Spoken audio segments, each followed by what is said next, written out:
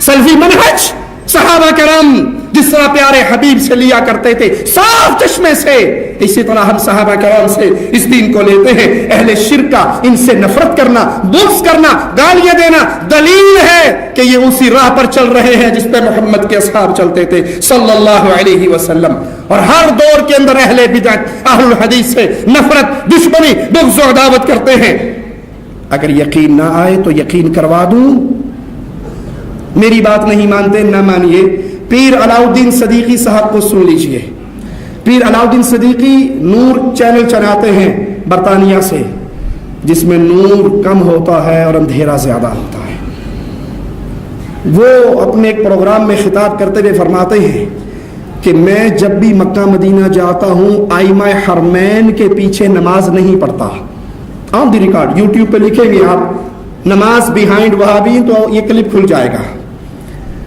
میں ان کے پیچھے نماز نہیں پڑھتا، میں وقت سے پہلے نماز پڑھ لیتا ہوں، اور جو وقت سے پہلے نماز پڑھے وہ نماز نہیں ہوتی۔ نماز کا وقت داخل نہیں ہوا، آپ نے پہلے پڑھ لی، زیرو کے زیرو رہے، کہ میں وقت سے پہلے پڑھ لیتا ہوں، سنتیں بھی پہلے پڑھ لیتا ہوں، اور ان کے ساتھ ویسے ہی کھڑا ہو کے اٹھک بیٹھک کرتا رہتا ہوں۔ خیر یہ تو نصیب کی بات ہے، کسی کو وہاں آ کے بھی محرومی ملے تو اپنے نصیب پہ روئے۔ اگلی بات کہتے میں وہاں پر تھا، ایک شخص میرے پاس آ کے سوال کرتا ہے کہ پیر صاحب مجھے بیت اللہ کا طواف کرتے ہوئے دعائیں نہیں آتی۔ آپ نے دیکھا ہوگا نا کتابیں لکھی ہوئی ہیں، پہلے چکر کی دعا، دوسرے چکر کی دعا، تیسرے چکر کی دعا۔ یہ مولویوں نے قوم کو چکر میں ڈالا ہوا ہے، کسی چکر کی کوئی دعا کسی صحیح حدیث سے خاص نہیں ہے، پہلے میں یہ مانگو دوسرے میں یہ مانگو۔ کہا وہ آ کر کہنے لگا حضرت مجھے تو کوئی دعا نہیں آتی۔ تو میں نے کہا کوئی نہیں آتی؟ وہ کشمیر کا رہنے والا میرپور کا بابا، تا بسم اللہ بھی نہیں آنی، اماں بسم اللہ بھی نہیں آنی، مجھے بسم اللہ بھی نہیں آتی۔ کہا پھر کوئی بات نہیں، اگر بسم اللہ بھی نہیں آتی طواف کرتے ہوئے وہابیوں کو گالیاں دے کے طواف کر، اور باقاعدہ ہاتھ ہلا ہلا کے کہتا ہے کہ تہاڈی ایسی تیسی وہابیو، 3 رمل کرنے ہیں چکر میں، اچھلنا ہے کودنا تو اچھل اچھل کے کہ تمہاری بنیاد رکھنے والے کی ایسی تیسی، وہابیوں کو گالیوں دو۔ محمد بن عبد الوہاب نجدی رحمت اللہ علیہ کو گالی دو، قربان جاؤ محمد بن عبد الوہاب تیری قسمت پہ، تو فوت ہو کے اللہ کے پاس جا چکا ہے، گالیوں کی وجہ سے تیرے ثواب کا کھاتا ابھی بھی چل رہا ہے۔ ان کو گالیاں۔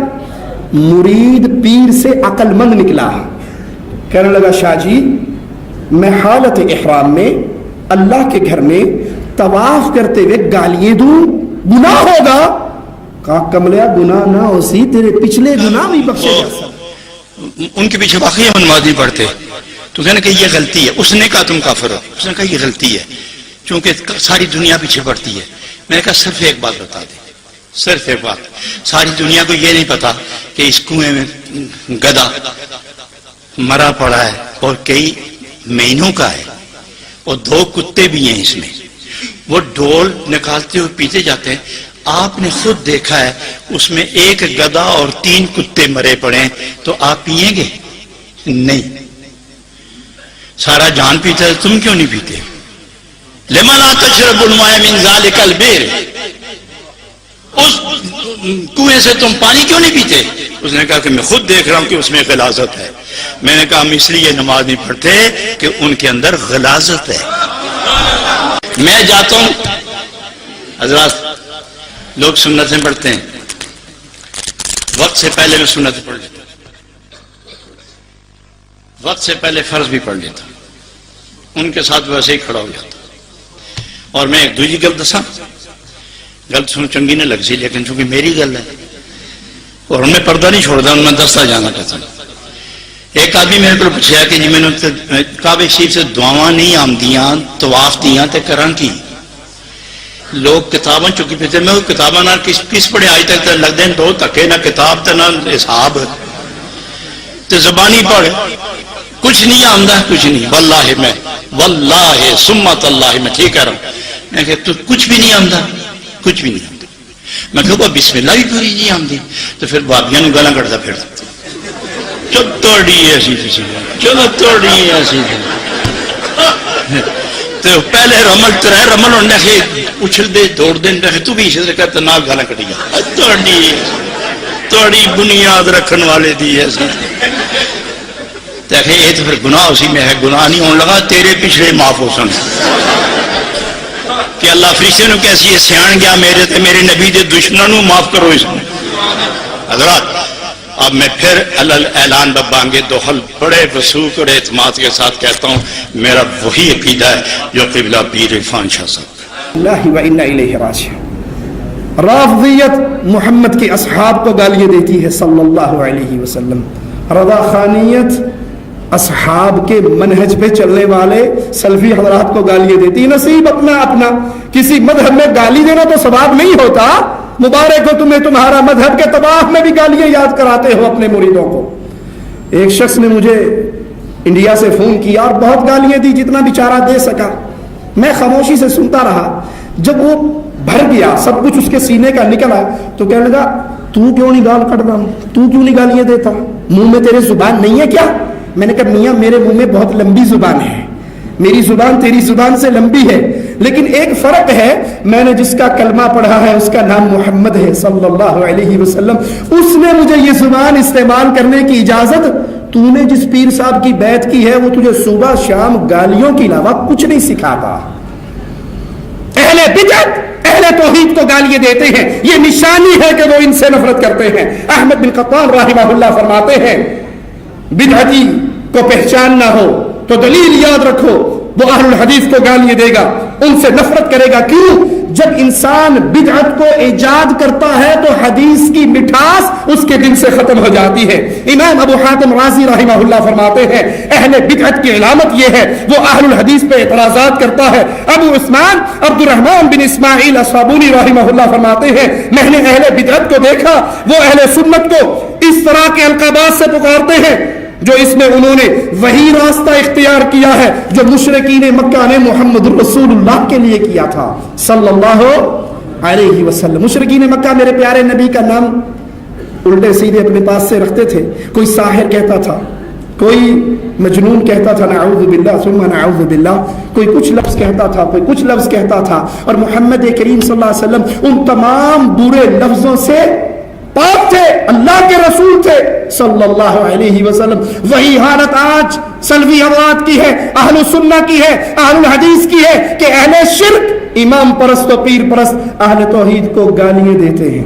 کبھی پتہ کیا اے وابی میں وابی, یہ گستاخ ہے, یہ ائمہ کے منکر ہیں, یہ پیروں کے منکر ہیں. رب محمد کی قسم محمد اور اصحاب محمد کا ماننے والا کسی ولی کا منکر نہیں ہو سکتا. میں بتاؤں یہ ہمیں ولیوں کے منکر کیوں کہتے ہیں, مثال دے کے سمجھاتا ہوں. شادی ہو گئی, بیگم کو آپ گھر لے آئے, گھر لانے کے بعد آپ بیگم سے تعارف کروا رہے ہیں گھر والوں کا, یہ آپ کے سسر ہیں, یہ آپ کے جیٹھ ہیں, یہ آپ کے دیور ہیں, ان کے کپڑے دھو کے دینے, جوتی پالش کر کے دینی, ٹائم پہ ناشتہ دینا. ویسے الگ بات ہے کہ آج کے دور میں خامین کو یہ چیزیں مل جائیں تو وہ اللہ کا شکر ادا کرے. میں مثال دے رہا ہوں. یہ سارے کام کرنے ہیں, یہ ساروں کا حق ہے, یہ ساروں کی عزت ہے, یاد رکھو. لیکن تیری چارپائی اور بستر کی عزت کا محافظ کون ہے؟ جی صرف خاوند. یہاں پہ کسی اور کی شراکت برداشت نہیں ہوتی. مثال دے کے سمجھا رہا ہوں, یاد رکھیے اس مثال کو.